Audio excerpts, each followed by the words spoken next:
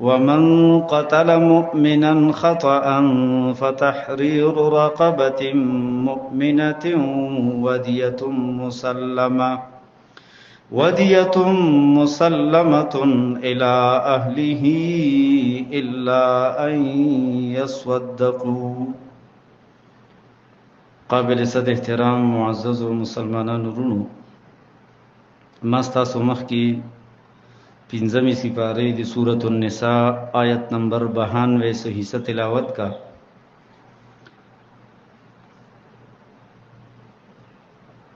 پدې آیت مبارک کې الله رب العزت د قتل خطا په باره کې احکام ذکر کوي. د قتل مختلف صورتونه دي، مختلف اقسام دي. اصل کې یو مسلمان قتلول دا یو عظیم جرم ده. قرآن کریم د دې لپاره سخت سزاګانې او وعیدونه ذکر کړي دي. د آیت پسې ومن یقتل مؤمنا متعمدا فجزاؤه جهنم الى آخره. د مسلمان په قتلولو باندې الله رب العزت دغه قاتل ته د جهنم سزا ذکر کړي ده. الله په خپل غضب ذکر کړي ده، الله خپل لعنت ذکر کړي ده، او تر ډیره مودې پورې ودا قاتل په جهنم کې وي. کچیرته د مسلمان قتل بل مسلمان حلال وګڼلو، جایز وګڼلو، به خو په سړی کافر کیږي، به ټول عمر جهنم کې پروت وي. ځکه چې حرام حلال وګڼي په دې سړی کافر کیږي، او چې حلال و نه ګڼي خو قتل وکړو قصدن، نو بیا به په سزا خوري، جهنم له به پیزي. د الله خوښه ده څومره وخت پورې جهنم کې ساتي، خو الله پاک خالدن لفظ ورته راوړی ده. نو علما مفسرین وایي دا په مکس طویل، یعنی په ډېر زمانه باندې دلالت کوي چې دا قاتل په ډېر وخت پورې جهنم کې پروت دی. زمانه الله ته معلومه ده څومره وخت به وي. د دې نه علاوه دغه خو قتل عمد ده. دویم قسم د قتل دغه ته شبه عمد وایي. قتل عمد خو دې ته وایي چې لکه یو سړی په یو آله باندې د قتل په آله یا په یو تیره سیز باندې یو سړی په اراده د قتل باندې اوهی یا اولی، هغه قتل شو، دې ته قتل عمد وایي. قصدن د قتل وکړو. یو د شبه عمد. شبه عمد یعنی مطلب مشابه وي د عمد سره، قصدن قتل سره. هغه داسې ده چې یو سړی ته په داسې سیز باندې ورته گزار ورکی چې هغه عام طور هغه سره هلاکت نه واقع کیږي. لکه مثال په تور باندې یو ډیسته او چاله د سر لره واچول، عام طور خو هغه سړی مری نه کنه، ویني شي یا بهوش شي، سر رو پړسیږي یا سر ویني شي. خو کتا په ډیسوالو مثال دا به تور مثال وي، او دیغه نه هغه ټک سره شو مړ شو. کانه درواغستو پکانی یا په خخت دی گزار ورکو، عام طور سړی مری نه زخمی کیږي، خو تاغه گزار سره د قتل کولو اراده دیم نه وا، او هغه د زخمی کولو والو دی، او هغه د په دسی گزار دی ورلور کو دی هغه نه هغه مړ شو.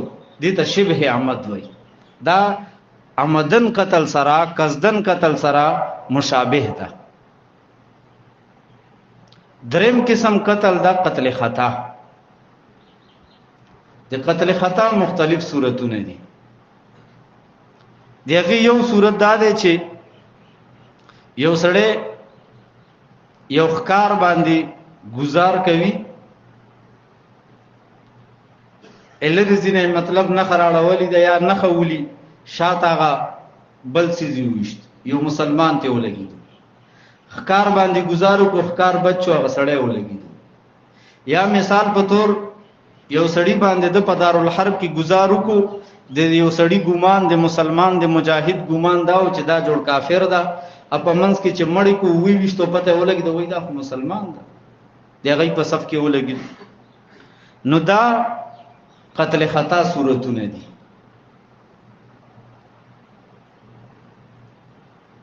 یا مثال په تور اکسیډنټ وشي، یو سړی گاڑی کیږي او اغنا بغیر د اراده نه د ډرایور دا اراده او دا قصد نه وی چې زه په دا سړی په قصدن ومو، یو سړی ډرایور دو په قصدن باندې وای راشه وای غرزوي وا دا خو به قصدن شو. یو دا چې یو سړی خپل ډرایوینګ کوي مخ ته موټر سایکل ورته غرب وای والو اکسیډنټ وکړ، دا قتل خطا ده. یو پدې کې جاری مجری خطا ورته وای، جاری مجری خطا، جاری مجری خطا دا هغه قتل ده لکه مثال په تور یو ماشوم دی، هغه مور او پلار ترمنځه وړوکې ماشوم د مثال کټ کې پروت تم لاسته سحر چوکتو دا ماشوم د دې ترمنځه وفات شوی دی. خو اوس دا پته نه لګي چې دا د مور په اړه خراړولې ده یا پلار په دې اړه خراړولې ده یا ټونګی لاندې یا مثال دغه د وجود لاندې زور غسته ده او دا ماشوم قتل شوی ده. خو به هر حال یو طرف ته کچیر ته نه خپه و په بدن باندې، کدی مور طرف ته نه خو خو بیا پته لګي چې مور دې طرف نه وفات شوی ده که پلار طرف نه نه خوا نو بیا پاغه باندې دارزي. به هر حال کدی سه نه خنوا او غالب ګمان او یقین یو طرف باندې واقع شو نو دې ته وی جاری مجری خطا. دې کوم لکه د قتل خطا غونتی دیت او کفاره ده. په خبرې پوه شو؟ دې کې بم دیتم وی کفارم پکې وی. نو دې آیت مبارک کې دا کوم آیت چې مونږ ولستو پدې کې الله رب العزت د یو مؤمن په خطا سره د قتل ولو احکام ذکر کوي او دغه کې د دیت مسالم ذکر کیږي او د کفاره مسالم ذکر کیږي. الله رب العزت فرمای و ما کان للمؤمن او ندی جائز د مؤمن د پارا ان یقتل مؤمنا دا چې اوجنی یو مؤمن لرا الا خطا، یعنی لیکن کچه تا قتل کو په خطا سرا مؤمن ندی مؤمن قتل ول جائز ندی، خو په خطا سره د قتل شو د خطا صورتونه تما ذکر کړ. په اکسیډنټ کې ته ولګیدو یا نخې وشتا یا احکار کولو او دا بل مسلمان ته ولګیدو. نو اوس د دې الله فرمای ومن قتل مؤمنا خطا او چا چې قتل کو یو مؤمن لره په خطا سره نو حکم یې واوره. حکم یې څه شه دی؟ حکم یې دا ده چې فتحرير رقبه مؤمنه ودیه مسلمه الى اهله الا ان يصدقوا. ګور فتحرير رقبه مؤمنه دا کفاره شو، ودیه مسلمه الى اهله دا دیت شو. یو دیت ته یو کفاره، کفاره دا حقوق الله ده او دیت دا حقوق العباد ده. په خبرې پوه شئ؟ یو سړی نه په خطا سره قتل شو، د جهاد کې امداسي کیږي. مجاهدین یو ځای باندې حمله وکي او سملګری مخ کی وی تاروزین شاته ور پسې د دفاع والي، هغه دفاع والا په مورچی باندې ډس کوي خطه غرب خپل ملګری ته شان سوشي ولګی نو قتل خطا وی کنه. دا ډس په کافر کوي خو دې ته خپل ملګری ولګي. نو دې کې به مسله د غيو د کفاره د بل د دیت ته. کفاره کې بس کوي کفاره دا چې دا به اوس یو مومن غلام آزاد وی دی الله رضا ده پاره دغه قیمت وا به په پیسو او هغه به آزاد کی الله رضا ده پاره به آزاد کی یا یو وینځ چې کم دنو هغه بس کی هغه به دا آزاد کی. خو شرط ور کې دا ده چې کافر غلام یا کافر وینځ نه بلکې رقبه مؤمنه، مؤمن غلام یا مؤمن وینځا دا به آزادوي په کفاره کې. او دا په کفاره کې آزادول د څه د پاره دي؟ دا د دې د پاره دي چې د یو مسلمان ژوند ختم کو، د یو مسلمان اوجلو په خطا سره. نو اوس دیغه په یو بل مسلمان مؤمن هغه به د غلامین آزاد کی او آزاد ژوند چې کوم دنو هغه به تیروي، عبادت او بندگی به کوي، خپل ژوند به تیروي. نو دغه په بدله کې بداسي وکي. او دا خو کفاره شو. دیت بس کوي ودیت مسلمه الی اهله، او دیت چې هغه مسلمه سپارل شوی وي چاته الی اهله د مقتول ورثاوتا، د مقتول ورثاوتا بسور کوي دیت. اوس په دې مسلې لګزان کوي کوي د دیت په مسلې باندې دیت به څومره ور کوي، څه شی به دیت کې ور کوي، څومره وخت کې به ور کوي. نو دیت په هغه وخت سره ما بیگا درس کې دا مسائل څه ذکر کړیو.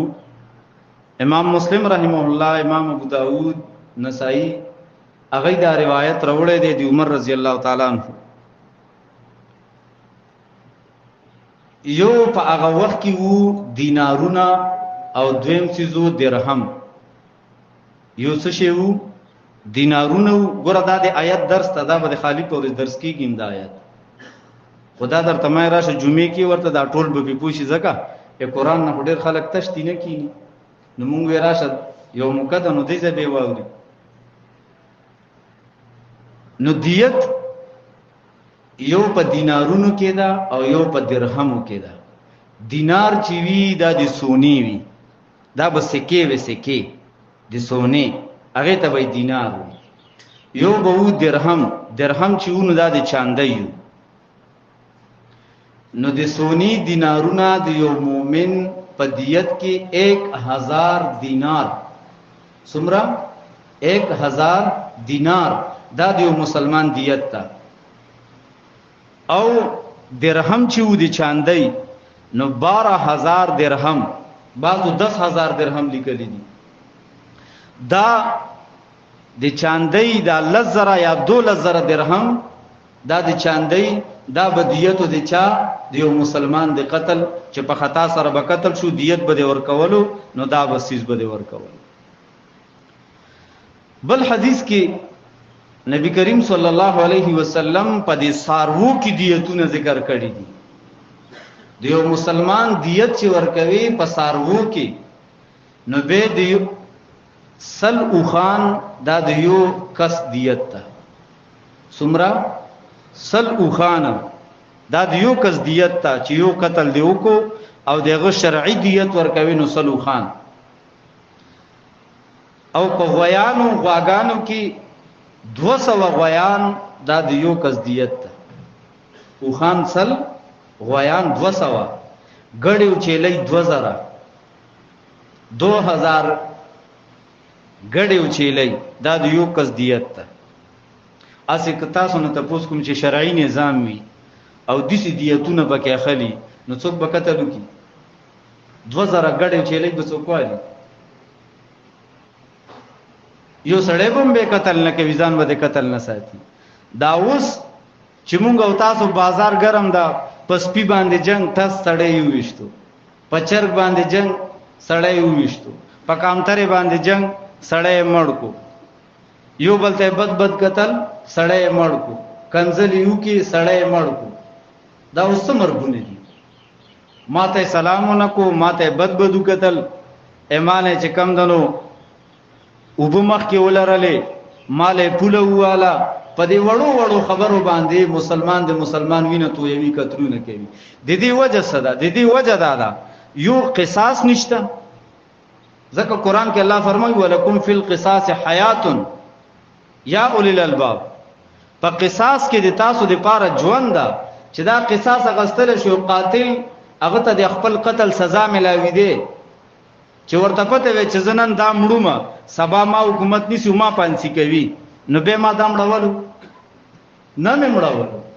که یو غلطه سزا ملاوي دی او د غل لاس کټ کی دی نو به د مونږ او تاسو د جمعهتون نه پکی کوزیدل، به د بیټری نه پټی دی، به د مسلمان د کور نغلا کیدا، یا به چا د چا دکان او سٹور والو اس کله و نه وکړي.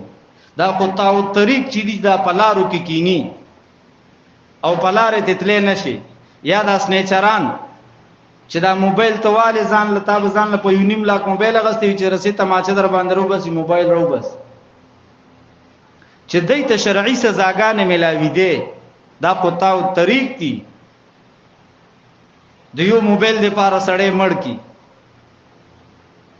50-50 روپو د پاره چې نور کوي ډز بس یو ډز د آسان کار د وتشته بس تړې دی وشتو مړ دی چې دا نیولې کیده چې د لارم والدا شو کولیدا مال مغسته د سړیم قتل کړي دا نو تاسو ته پته ده د سزا به څه شه د سورته مائده کې ذکر ده د سزا به دا چې د لاس او خپم کټ کیږي او پانسی کیږي ومنه چې سړی دې مونډې سونډې کې چې لاس تیم کټ کې خپتیم پرې کې او پانسیم کې رويزان دي کې اسه بل سړی بچاته لري کې کینی شو کبو کې به بده تا مال محفوظ وي جان بده محفوظ وي عزت بده محفوظ وي خدا سيزونه شتنه کینی دا په حاکم وخت لازم دي چې مسلمان حاکم وي په کار د چغه په خپل ملک کې دا قرآنی نظام دا قوانین نافذ کی د دې اعلانو کی چې ګوره چا په قصدن مسلمان قتل کو نو قصاص کیږي په پانسی کوم به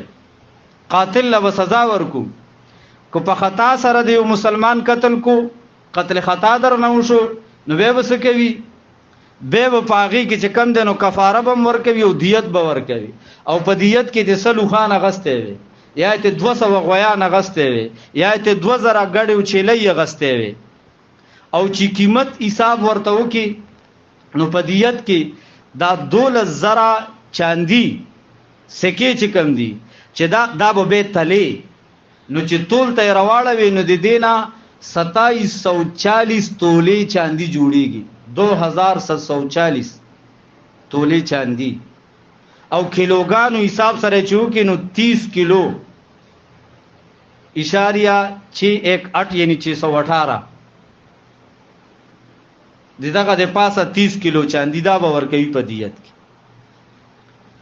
او چې غلام نوي وینځ نوي آزادول نو به بس کوي به په قتل خطا کې د کفاره په تور 60 روزي نيسي ته په دې جون جولای میاشتې روزي ونی سجده ته پته ولګي 60 روزي به نيسي هغه روزي څنګه دي هغه روزي چې کم دي نو هغه کې به منس کې روزه نه خوري مسلسل به روزي نيسي کو 59 روزي دی ونی می او شپېته ما دی وخړله به سره کوي کمیشتي ونی او منس کې د پکې روزه وخړله به سره کوي تسلسل به پکې جاری ساتي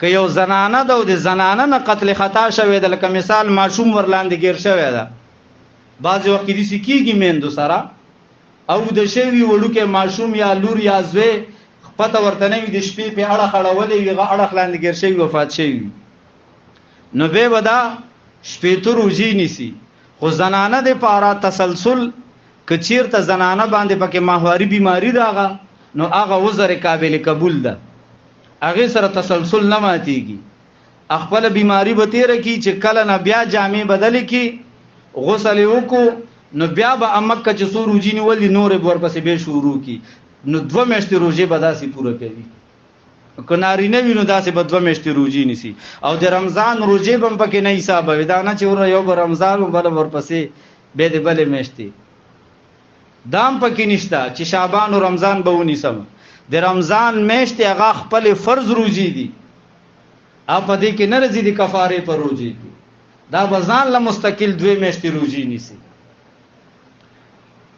نو الله فرمای ودیه مسلمه او دیت د سوارل شوی چاله وای ور کوي الی اهله د مقتول ورثاو تا چاته کم سړی مړ شوی دی دغه والد صاحب دا د غرونه دی یا بیبي دا بچی دی چې کوم ورثا دي څوک چې دغه د میراث حقدار دي نو هغه ته به د دیت سپارل کیږي او د هغه ترمنځ به دیت داسې تقسیمیږي لکه څنګه چې د مقتول میراث تقسیمیږي او هر چا د خپل حصہ زی د شانته بدای کې د دیت هم تقسیمیږي د شرعي وراثت مطابق الا ان يصدقوا کی دا معنا کچیرته د مقتول ورثا هغه ورته ټول دیت معاف کو په خبرې پوه شوي ټول دیت ورته معاف کو چې مړه بس دیت نه خلو موږ سړی د نه په خطا قتل شوی دا یا تا نه په گاډي لګیدل ده خو په خطا در نه لګیدل ده بس لہذا دیت در نه خلو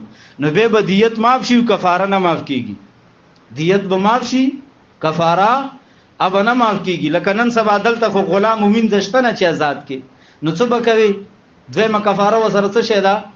ير شو ده نه 60 روزي دي کنه، دوی میاشتې پر لپسې روزي دي، دا ونیسي. نو کو دیت ورته معافم کو، روزي ورته نه معاف کیږي، دوی میاشتې مسلسل روزي بنیسي. زکه دیت چې دا د ورثه او حقوق العباد دا د ورثه او حق ده، او کفاره چې هغه د چا حق ده؟ هغه د الله حق ده. نو هغه خو درته نه د معاف کړي. ورثه او د دیت معاف کو، دیت معاف شو، کفاره نه د معاف. او د کفاره په ځای که یو سړی کمزور ده یا بیمار ده او دوی میاشتې مسلسل روزي نشي نیولې، به وسه کوي. نو فدې کې د علماو د مفتیانو حضراتو فتوا ده چې د دې بل سیز مقابله نشي کولای، د دې په ځای باندې بل سیز، د دې په ځای کفاره بل نه ادا کیږي، دا به دا روزي نیسي. او کو روزي نشوي نیولې، ډیر زیات کمزور ده او د دې سړی نه قتل شوی ده یا داسې بیمار ده چې بس روزي اډو نیولې نشي، نو به وسه کوي. نو به په د تر ژوند باندې د دې بل کفاره نشته.